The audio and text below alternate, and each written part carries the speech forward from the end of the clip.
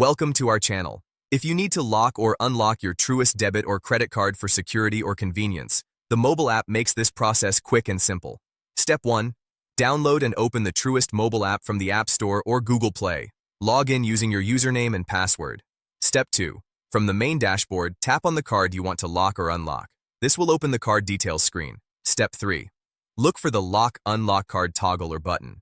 Tap it to immediately lock your card if you've misplaced it or want to prevent unauthorized transactions. Step 4. To unlock your card, simply tap the same toggle again. The card will be reactivated instantly for use.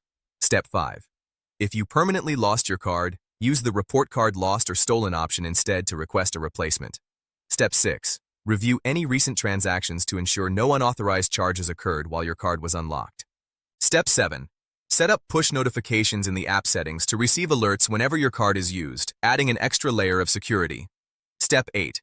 Remember that locking your card temporarily stops all transactions but doesn't affect scheduled payments or pending transactions. Don't forget to like this video and subscribe to our channel.